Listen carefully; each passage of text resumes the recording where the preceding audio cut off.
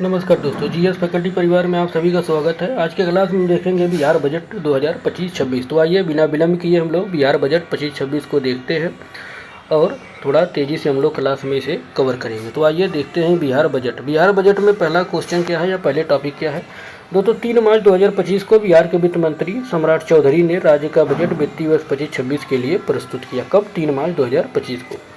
दोस्तों अनुमानित बजट का आकार अब की बार का कितना है दोस्तों? तो 3,16,895.02 करोड़ रुपये बजट अनुमान रखा गया। 2024-25 में कितना था दोस्तों? 2,78,725.72 करोड़ रुपये बजट अनुमान था। कब? 2024-25 में। वहीं दोस्तों 25-26 हेतु वार्षिक स्कीम का बजट अनुमान कितना है? 1,16,750 करोड़ रुपये, जो कि बजट अनुमान 24-25 में दोस्तों कितना था? 1 लाख करोड़ रुपये इसका रखा गया था। वहीं पर दोस्तों बजट अनुमान 25-26 में कुल व्यय में स्कीम व्यय दोस्तों कितना? 36.84% तथा स्थापना में प्रतिबद्ध व्यय दोस्तों 63.16% रखा गया है। आइए आगे देखते हैं। आगे में दोस्तों कि बजट अनुमान 25-26 में कुल पूंजीगत व्यय दोस्तों कितना है? 64,894.76 करोड़ रुपये अनुमानित किया गया है। जो कुल अनुमानित व्यय का दोस्तों कितने प्रतिशत है? 20.48% है। जिसमें से दोस्तों पूंजीगत परिव्यय कितना है? 40,531.86 करोड़ रुपये अनुमानित। वहीं पर ऋण अदायगी 22,819.87 करोड़ रुपये अनुमानित किया गया है। आगे तो बजट अनुमान 25-26 में कुल राजस्व व्यय कितना है दोस्तों? कुल राजस्व व्यय में देखा जाए तो दोस्तों 2,52,000.26 करोड़ रुपये अनुमानित किया गया है या कुल अनुमानित है। आइए आगे देखते हैं इसी में। आगे दोस्तों कि बजट अनुमान 25-26 में कुल राजस्व प्राप्तियां कितना है दोस्तों? 2,60,831.44 करोड़ रुपये। वहीं पर लोक ऋण दोस्तों कितना? 55,737.79 करोड़ रुपये प्रस्तावित है। वहीं पर राजस्व अधिशेष दोस्तों कितना है? 8,831.18 करोड़ रुपये अनुमानित किया गया। वहीं पर वित्त वर्ष 25-26 में दोस्तों 32,718.31 करोड़ रुपये राजकोषीय घाटा रहने का अनुमान व्यक्त किया गया है, जो सकल राज्य घरेलू उत्पाद के 10,97,264 करोड़ रुपये के 2.98% है। दोस्तों ये प्रतिशत में पूछेगा, इसको ध्यान दीजिएगा। दोस्तों केंद्रीय करों में राज्य की हिस्सेदारी बजट 25-26 में कितना है दोस्तों? 1,38,515.85 करोड़ रुपये अनुमानित किया गया केंद्रीय करों में राज्य की हिस्सेदारी। वहीं दोस्तों बजट अनुमान 24-25 में कितना थी? 1,13,011.92 करोड़ रुपये इसमें थी 2024-25 में, जो कि 25-26 में उससे ज़्यादा है। आइए आगे देखते हैं। आगे में देखते हैं तो वित्त वर्ष 25-26 में अनुसूचित जातियों हेतु आवंटन की कितना किया गया है दोस्तों? 19,648.86 करोड़ रुपये आवंटित किया गया है। वहीं पर दोस्तों अनुसूचित जनजातियों हेतु कितना किया गया है? 1735.04 करोड़ रुपये बजट प्रावधान किया गया है 25-26 में। आइए देखते हैं दोस्तों कि बजट आता कहाँ से, बजट जाता कहाँ है। दोस्तों बजट अनुमान 2025-26 को आइए देखते हैं।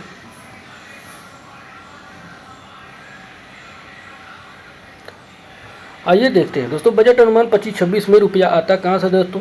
कितना आता है दोस्तों? राज्य सरकार के कर राजस्व में 18.77%, राज्य का कर भिन्न राजस्व में 2.59%, 17.21 कहाँ से आता है दोस्तों? केंद्र सरकार को सहायता अनुदान जाता है, बजट अनुमान में आता है। वहीं पर दोस्तों लीगो रेट से दोस्तों 17.58% आता है। ऋणों की वसूली से 0.17% आता है। वहीं पर दोस्तों केंद्रीय करों में राज्य का अंश दोस्तों 43.68% से आता है। इस वजह से इसके सबसे हिस्सेदारी किसका है? सबसे ज़्यादा हिस्सेदारी केंद्रीय करों में राज्यों का अंश का पाया गया है। आइए अगला देखते हैं कि बजट रुपया जाता कहाँ है। रुपया जाता कहाँ से उसे देखते हैं दोस्तों की लोक ऋण की वापसी में दोस्तों 7.00%, वहीं पर ऋण और पेंशनभोगियों पे 0.49%, सामान्य सेवाओं पर 28.94%, सामाजिक सेवाओं पर 39.80%, आर्थिक सेवाओं पर 23.58% जाता है। सबसे ज़्यादा सेवाएं पे किसे जाते हैं दोस्तों? सामाजिक सेवाओं पर इसमें खर्च किया जाता है। आइए आगे देखते हैं दोस्तों बजट अनुमान 25-26 में दोस्तों सर्वाधिक खर्च किस पर किया गया है? 25-26 में उसे देखेंगे। शिक्षा क्षेत्र पर सर्वाधिक दोस्तों कितना? 60,964.87 करोड़ रुपया। वहीं पर दूसरे पर स्वास्थ्य क्षेत्र अनुमानित कितना है दोस्तों? 20,035.80 करोड़ रुपये। सड़क पर आवास और शहरी ग्रामीण सड़कों दोनों पर कितना किया गया दोस्तों? ग्रामीण कार्य विभाग पथ निर्माण विभाग को दोस्तों कितना? 17,908.18 करोड़ रुपये खर्च किए जाएंगे। वहीं पर दोस्तों चौथे हज़ार पे 17,803.2 करोड़ रुपये गृह विभाग पर खर्च किए जाएंगे। वहीं पर दोस्तों आइए पाँचवा देखते हैं। पाँचवें पर दोस्तों ग्रामीण विकास विभाग, कुल अनुमानित व्यय इसमें है दोस्तों कितना 16,093.46 करोड़ रुपये। ऊर्जा विभाग पर कुल अनुमानित दोस्तों 13,484.34 करोड़ रुपये, 35 करोड़ रुपये खर्च किए जाएंगे। अब देखते हैं कि बिहार बजट 25-26 में दोस्तों घोषणाएं क्या की गई हैं, उसे हम लोग देखते हैं। आइए इम्पोर्टेंट जो है सबको इसमें देख लेते हैं। पहला दोस्तों कि राज्य के सभी अनुमंडलों, प्रखंडों, कोल्ड स्टोरेज की सुविधाएं चरणबद्ध रूप से स्थापित की जाएंगी। वहीं पर दोस्तों अगला है प्रायोगिक तौर पर पटना में, कहाँ, पटना में दोस्तों जिम ऑन व्हील की शुरुआत की जाएगी, जिसमें महिला प्रशिक्षक ही कार्य करेंगी। इसमें ध्यान दीजिएगा कि ना कि पुरुष करेंगे, वर्तमान में केवल महिलाओं का ही प्रशिक्षित कार्य होंगी। आइए आगे देखते हैं कि इसमें घोषणाएं में अगला क्या है। घोषणाओं में दोस्तों अगला कि पूसापुर समस्तीपुर में गुड़ से संबंधित एक उत्कृष्टता केंद्र स्थापित किया जाएगा। वहीं पर दोस्तों अगला है कि नए सरकारी मेडिकल कॉलेज की स्थापना पब्लिक प्राइवेट पार्टनरशिप मॉडल के अंतर्गत की जाएगी। अगला दोस्तों कि बिहार राज्य पथ परिवहन निगम में चालक, परिचालक और डिपो रख रखाव कर्मचारियों की नियुक्ति में महिलाओं को 33% आरक्षण दिया जाएगा। इसको ध्यान दीजिएगा। घोषणा में अगला है कि महिला स्वरोजगार को बढ़ावा देने के लिए महिला चालकों को ई रिक्शा, दोपहिया वाहन हेतु नगद अनुदान प्रदान किया जाएगा। आइए आगे देखते हैं कि घोषणाओं में क्या है। हर पंचायत में कन्या विवाह मंडप का निर्माण किया जाएगा। अगला है पटना में एक महिला हाट की स्थापना की जाएगी। सभी शहरों में महिलाओं के लिए पिंक टॉयलेट बनाए जाएंगे। वहीं पर राज्य की 11 कृषि उपज मंडियों का आधुनिकीकरण किया जाएगा। कितने? 21 कृषि उपज मंडियों का आधुनिकीकरण किया जाएगा। वहीं तूर, अरहर, मूंग, उड़द आदि दालों की खरीद न्यूनतम समर्थन मूल्य पर तय की जाएगी। इसको ध्यान दीजिएगा। वहीं पर सुधा मॉडल पर आधारित तरकारी सुधा आउटलेट सभी प्रखंडों में संयुक्त रूप से स्थापित किए जाएंगे। किस मॉडल पर? सुधा मॉडल पर किए जाएंगे तरकारी सुधा। आइए आगे देखते हैं।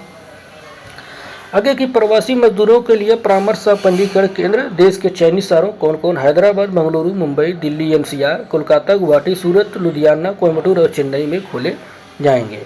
वहीं पर दोस्तों नहरों और बांधों किनारे उपलब्ध खाली भूमि पर सौर ऊर्जा संयंत्र लगाए जाएंगे। वहीं पर देश के प्रमुख मेट्रो शहरों दिल्ली और मुंबई के अतिरिक्त बिहार के लिए एकीकृत स्थापित किए जाएंगे, जहां पारंपरिक हस्तशिल्प, लोक कला, व्यंजन और निवेश को बढ़ावा मिलेगा। आइए अगली घोषणा क्या? अगली घोषणा में कि दोस्तों मौसम आपदा जोखिम कम करने हेतु पश्चिम चंपारण और भागलपुर में hybrid Doppler weather radar network स्थापित किए जाएंगे। इसको ध्यान दीजिएगा। क्या? Hybrid Doppler weather radar network स्थापित कहाँ जाएंगे? पश्चिमी चंपारण और भागलपुर में जाएंगे, जो multi hazard early warning system के तहत कार्य करेगा। वहीं पर वित्तीय वर्ष 25-26 में सभी पंजीकरण कार्यालयों को पूरी तरह से पेपरलेस बनाया जाएगा, जिससे देश और विदेश में रहने वाले लोगों को ऑनलाइन पंजीकरण करा सकेंगे। वहीं पर राजधानी पटना को सभी जिला मुख्यालयों से 4 लेन सड़कों के माध्यम से जोड़ा जाएगा। इसका प्रमुख लक्ष्य निर्धारित किया गया। वहीं पर बिहार ग्रीन डेवलपमेंट फंड की स्थापना की जाएगी, जिसमें दोस्तों 25 करोड़ निवेश कर राज्य को जलवायु अनुकूलन और कार्बन न्यूट्रल बनाया जा सकेगा। कितने? 25 करोड़ का निवेश किया जाएगा इसमें। वहीं पर छठ पूजा के अवसर पर धार्मिक पर्यटन योजना की शुरुआत की जाएगी। होम स्टे प्रोत्साहित किया जाएगा। वहीं पर महिलाओं को पर्यटक गाइड के रूप में प्रशिक्षित किया जाएगा। पूर्णिया हवाई अड्डे का निर्माण कार्य प्रगति पर है, इसे शीघ्र ही चालू किया जाएगा। आइए आगे देखते हैं कि और घोषणाओं में क्या है। घोषणाओं में और है कि राज्य के 534 प्रखंडों में से 538 प्रखंडों में उन स्थानों पर संबद्ध या सरकारी डिग्रियां कॉलेज स्थापित किए जाएंगे जहां पहले कोई कॉलेज नहीं था।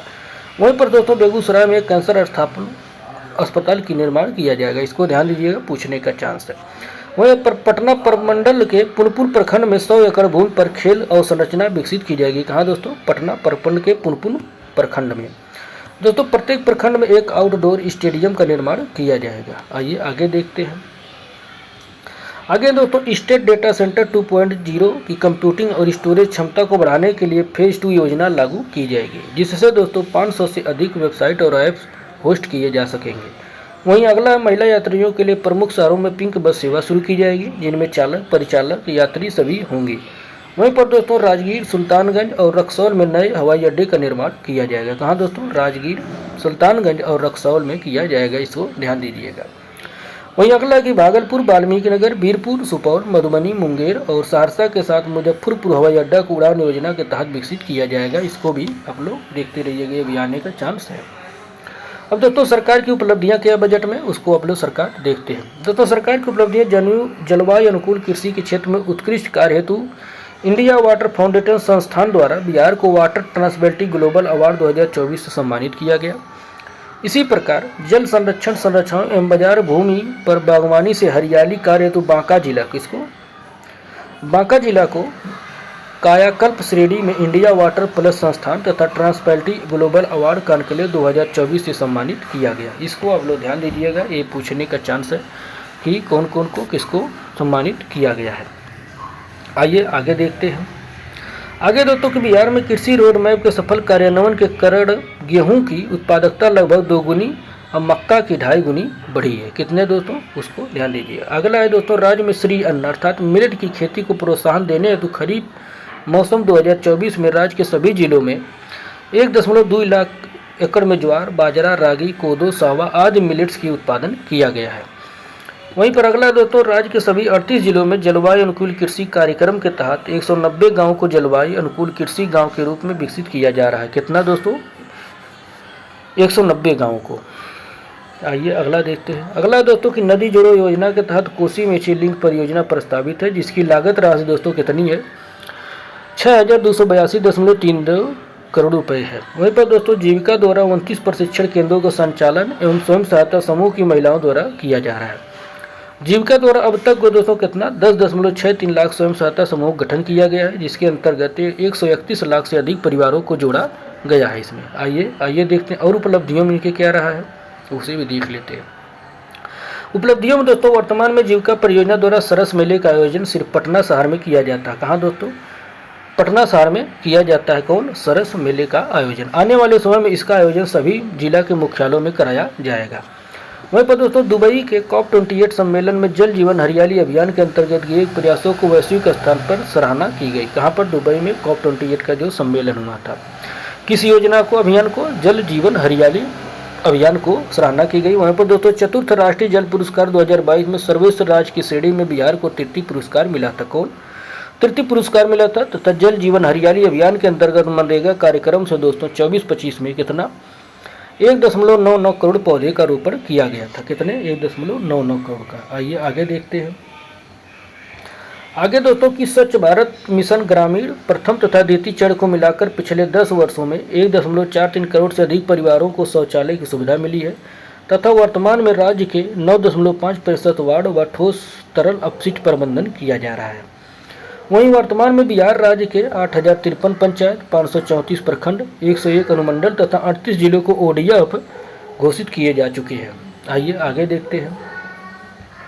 आगे दोस्तों इसी प्रकार शहरी क्षेत्रों में 3398 शहरी वार्ड, 142 नगर निगम ODF घोषित किए जा चुके हैं। इसको ध्यान दीजिएगा। वहीं पर दोस्तों कृषि एवं अपशिष्ट निपटान के लिए जिला स्तर पर बायोगैस उत्पादन की गोवर्धन योजना का क्रियान्वयन राज्य के 31 जिलों में किया जा रहा है। अगला है प्रधानमंत्री आवास योजना के अंतर्गत अब तक स्वीकृत 2,65,295 आवासों में से 1,42,450 आवासों का निर्माण कार्य पूर्ण हो चुका है। आगे दोस्तों कि राज्य के 4 शहरों क्रमशः भागलपुर, पटना, मुजफ्फरपुर एवं बिहार शरीफ को स्मार्ट सिटी मिशन के अंतर्गत विकसित किया जा रहा है। आइए आगे देखते हैं। आगे की स्वच्छ भारत मिशन योजना के अंतर्गत अब तक सभी नगर निकायों को खुले में शौच मुक्त घोषित किए जा चुके हैं। वहीं पर दोस्तों स्वच्छ भारत मिशन के अंतर्गत 56 नगर निकायों को ODF प्लस घोषित किया जा चुका है, जबकि पटना नगर निगम को वाटर प्लस घोषित किया गया है। वहीं पर दोस्तों बिहार लघु उद्यमी योजना के अंतर्गत अब तक दोस्तों कितना 40,099 लाभार्थियों को 214.2 करोड़ की सहायता प्रदान की गई है। आगे है दोस्तों कि बिहार स्टार्टअप पॉलिसी के अंतर्गत अब तक 186 रजिस्टर्ड स्टार्टअप्स को कुल 51.27 करोड़ रुपए की आर्थिक सहायता दी जा चुकी है। आइए आगे देखते हैं। आगे दोस्तों कि गन्ना के मूल्य में पूर्व के 10 रुपये के अतिरिक्त पुनः 10 रुपये प्रति क्विंटल की बढ़ोतरी की गई है। वहीं पर बिहार स्टूडेंट क्रेडिट कार्ड योजना के अंतर्गत अब तक 3.70 लाख छात्र छात्राएं लाभान्वित हो चुके हैं। वहीं पर नीति आयोग के वर्ष 2023-24 के सतत विकास लक्ष्य के आंकड़ों के अनुसार स्वच्छ पानी एवं सफाई के SDG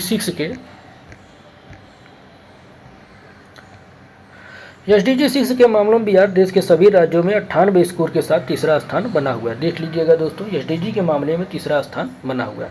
वहीं पर दोस्तों वर्ष 2006 से 10 और 2016 से 20 के बीच जन्म के समय जीवन प्रत्याशा कितना दोस्तों 3.7 वर्ष और बालिका के लिए 3.0 वर्ष की वृद्धि हुई है।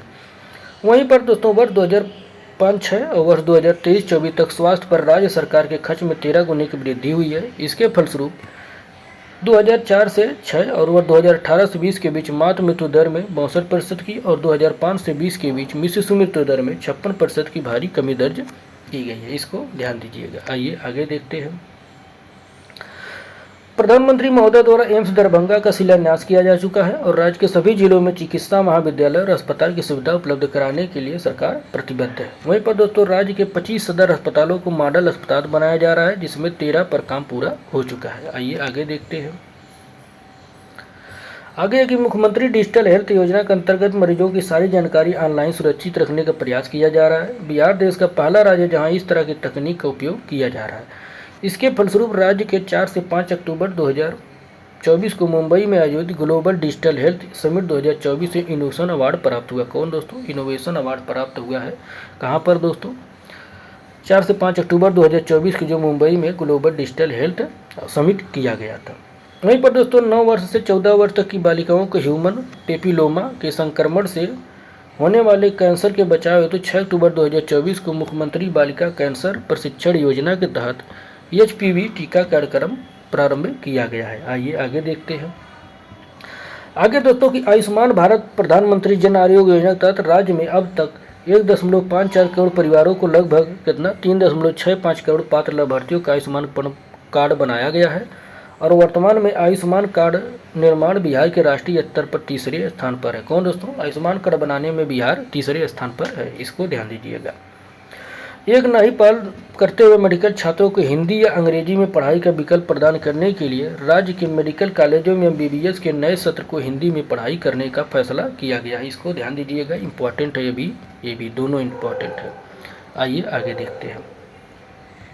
आगे दोस्तों बिहार में माता पिता के वरिष्ठ नागरिकों का भरण पोषण तथा कल्याण नियमावली 2012 के अंतर्गत राज्य के 6 जिलों यथा पटना, पूर्णिया, रोहतास, भागलपुर, गया, पश्चिमी चंपारण में वृद्धा आश्रम सहारा संचालित है। कितने जिलों में दोस्तों? ये पूछ सकता है कि वृद्धाश्रम सहारा संचालित है कितने? 6 जिलों में। पूछ सकता है कि सहारा क्या है, ये भी पूछ सकता है।